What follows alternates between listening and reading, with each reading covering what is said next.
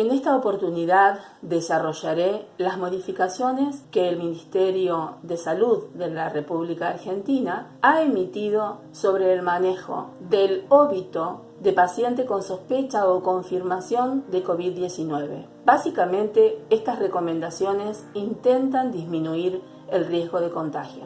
La muerte es un hecho biológico y universalmente está atravesado por la cultura. Existen distintas creencias en torno a ella. Así las personas vivimos de diferentes maneras este acontecimiento. No es lo mismo morir en Europa, Asia, África o América. Los seres humanos somos los únicos animales que entierran a sus muertos y realizan rituales fúnebres para poder honrar la memoria de sus difuntos y afrontar la pérdida del ser amado. Por ejemplo, según la tradición andina, las personas tienen 7 almas y cuando alguien muere, todas estas van a diferentes lugares, pero una de las almas se queda en el cráneo y ésta tiene el poder de visitar a los vivos a través de sus sueños, con el fin de curarlos y protegerlos. Por esta razón, los cráneos son cuidados, cubiertos de flores y colocados en un lugar de privilegio o en vitrinas honrando al difunto. Algunos de los cortejos fúnebres de Nueva Orleans son un equilibrio único entre la alegría y el dolor, al compás de una banda de músicos de jazz. Al principio, la banda toca cantos dolorosos, pero una vez que el cuerpo está enterrado, cambian a un ritmo más optimista. El baile y la música también forman parte del acontecimiento, que sirve para conmemorar la vida del difunto.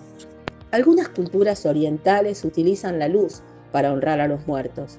Japón celebra la fiesta de Obon en pleno verano. Dependiendo de las zonas, en algunos lugares se conmemora en julio o en agosto.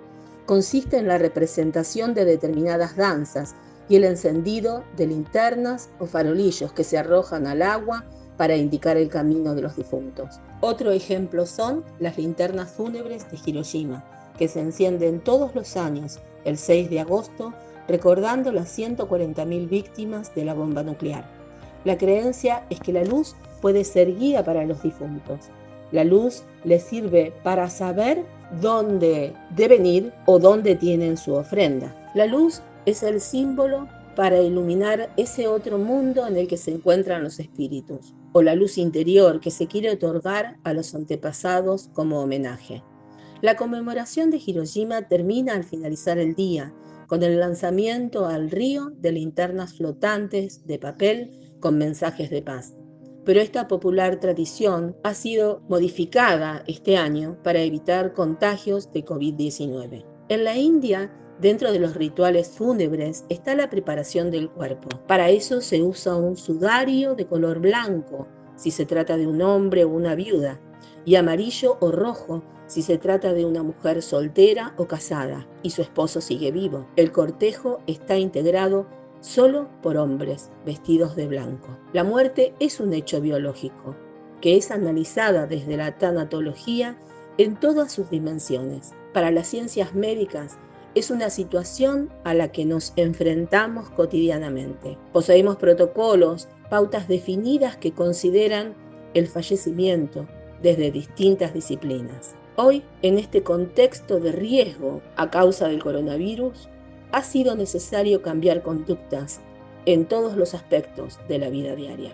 El temor o el riesgo de contagio de COVID-19 es una preocupación compartida, ya que aún nos falta mucho para conocer sobre las consecuencias y los riesgos de esta enfermedad. Por eso, es necesario conocer las medidas que deben tomarse durante el manejo del óbito con sospecha o confirmación de COVID-19. ¿Qué sabemos hasta ahora? Que es una enfermedad que se contagia de persona a persona por gotitas, cuando alguien enfermo habla, tose, estornuda o por medio de secreciones. Y estas gotitas las respiramos en el aire o quedan en la mano y al saludar a otra persona las traspasamos. Solo se necesita tocarse la cara, la boca o los ojos para contagiarse. Otra vía de transmisión es por medio de superficies contaminadas que no fueron limpiadas y desinfectadas adecuadamente. Sabemos que los hombres tienen mayor riesgo de desarrollar casos graves. Sabemos que cuando una persona tiene una enfermedad crónica, el cuadro puede complicarse mucho más. Sabemos que los adultos mayores tienen mayor riesgo que los jóvenes. La enfermedad COVID-19 no solo es pulmonar, es multisistémica, que causa un proceso inflamatorio que se manifiesta a nivel neurológico, hepático, renal, cardiovascular, endocrino, dermatológico. Es indispensable tomar todas las medidas necesarias para evitar el contagio. El riesgo de contagio se relaciona con las tareas que debemos realizar. Al referirnos al riesgo de contagio por vía respiratoria, el procedimiento será de muy alto riesgo de exposición cuando se realicen procedimientos donde es posible que las gotitas que emanamos, cuando hablamos, tosemos, dejen de ser tan pesadas y caigan a una distancia de 1 metro. Los procedimientos que son capaces de lograr que las gotitas se transformen en pequeños núcleos goticulares con una dimensión menor a 5 micras son la intubación y extubación de un paciente, la reanimación cardiopulmonar, algunos procedimientos quirúrgicos con endoscopios, la aspiración de secreciones con sistemas abiertos, entre otros. En el caso de COVID-19, hay estudios que respaldan la idea de que esas gotas pequeñas producidas por la aerosolización de secreciones pueden permanecer hasta 3 horas suspendidas en el ambiente. Si esto lo contextualizamos en áreas cerradas, el riesgo es mayor. Cuando miramos la segunda categoría del cuadro de riesgo de exposición, vemos que las enfermedades infectocontagiosas tienen alto riesgo de exposición, aun cuando no haya salpicaduras, y destaca entonces la manipulación de cadáveres. Alrededor del 2004, la OMS y la OPS emitieron el primer documento sobre el manejo de cadáveres en zonas de desastre. Entre el 2006 y el 2009 se elaboró un manual y guía para atender estas situaciones, y cada país redactó sus protocolos de acción frente a estas situaciones. Algunas provincias argentinas incorporaron en sus documentos las guías de acción en áreas hospitalarias. De acuerdo entonces a las circunstancias que rodean la muerte,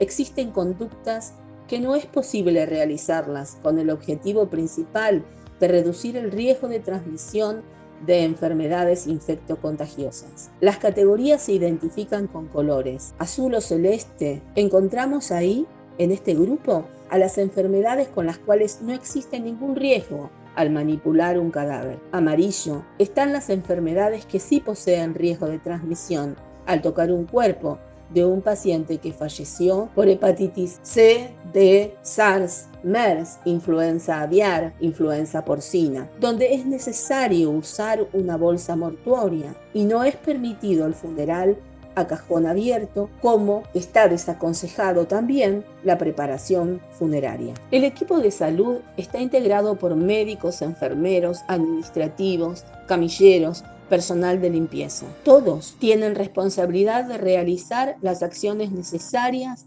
con respeto, dignidad y empatía al dolor de los familiares frente a la pérdida de un ser querido. Es necesario, luego de la constatación de la muerte, avisar a los familiares de lo sucedido. Es preferible, en la manera de lo posible, anticiparse a este suceso para que se posibilite el encuentro antes del fallecimiento con los familiares. El cuerpo será retirado del lugar donde se produjo la muerte lo antes posible. Ni bien se pudo constatar el fallecimiento del paciente, generalmente el personal administrativo es quien se comunica con los familiares y registra en un libro de actas el horario en el cual se produjo esa comunicación y la persona responsable que tomó o que recibió el mensaje. Antes de iniciar las tareas, las personas que participan en los cuidados mortuorios deben higienizar sus manos y vestir equipo de protección personal. Las manos pueden limpiarse o pueden lavarse, ya sea con agua y con jabón líquido o con alcohol en gel, si están visiblemente limpias, siguiendo la técnica adecuada, tratando de friccionar y de llegar a todos los pliegues de las manos durante aproximadamente 1 minuto. ¿Cómo vestir el equipo de protección personal? Deberá primero colocarse un camisolín atando correspondientemente las tiras superiores e inferiores. Luego se colocará un barbijo quirúrgico, si el fallecimiento sucedió en áreas abiertas, o barbijo N95 y sobre este un barbijo quirúrgico, si la defunción de la persona sucedió en áreas cerradas. Luego se colocará antiparras o máscara facial y por último guantes de látex o nitrilo. Siempre se debe considerar que el puño de los guantes debe cubrir el puño del camisolín. Serán necesarias torundas de algodón y un pulverizador con solución de lavandina de 5.000 partes por millón. Para conseguir esta solución se deberá diluir 100 centímetros cúbicos de lavandina con una concentración de 40 a 55 gramos de cloro activo en 900 centímetros cúbicos de agua. La dilución debe ser de reciente preparación,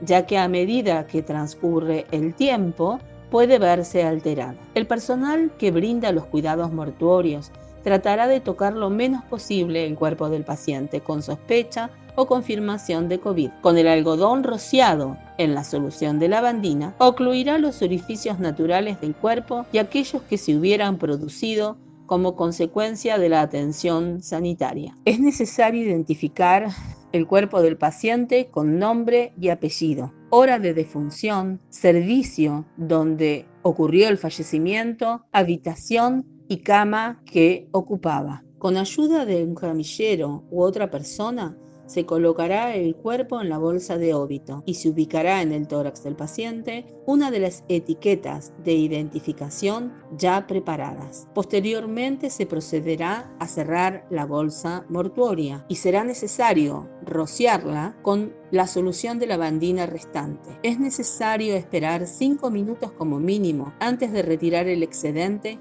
con un paño descartable. Se considera que el tiempo de contacto necesario para eliminar los microorganismos con solución de lavandina es de 5 minutos. Sin embargo, si la institución cuenta con otras soluciones desinfectantes, se deberá verificar las recomendaciones de uso del fabricante en términos de dilución y tiempo de exposición requeridos. Se procederá luego a colocar la tarjeta identificatoria con el nombre y apellido del paciente, fecha y hora de la defunción, servicio donde ocurrió el fallecimiento y otros datos que la institución considere necesario en la parte externa de la bolsa mortuoria. Será necesario que las personas que brindaron los cuidados mortuorios se retiren primero los guantes, higienicen sus manos y luego el camisolín para poder colocarse un nuevo camisolín y un nuevo par de guantes. Con esta ropa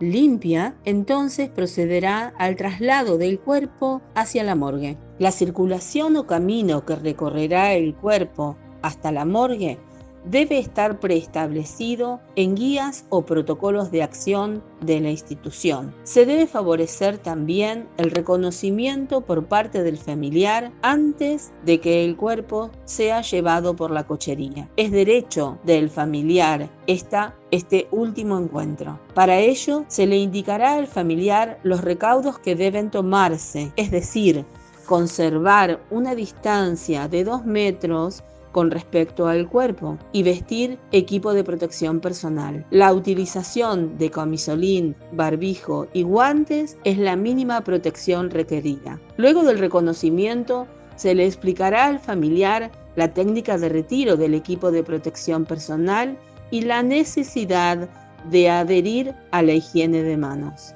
Finalizado el proceso del reconocimiento por parte del familiar o una vez que se colocó el óbito en la morgue, el personal de salud deberá retirarse el equipo de protección personal siguiendo las siguientes instancias. Es necesario recordar que la eficacia de la higiene de manos depende de la oportunidad y la técnica adecuada. Aun cuando la situación es difícil y sin lugar a dudas nos pone en situaciones de desafíos diariamente, si todos trabajamos en conjunto, podremos disminuir el impacto que esta enfermedad puede ocasionarnos. Esta nueva realidad nos presenta desafíos en el día a día. Por un lado, la necesidad de las instituciones de no permitir las visitas para evitar la circulación de personas dentro de ella, ya que a mayor circulación, mayor riesgo. Por otra parte, la necesidad del paciente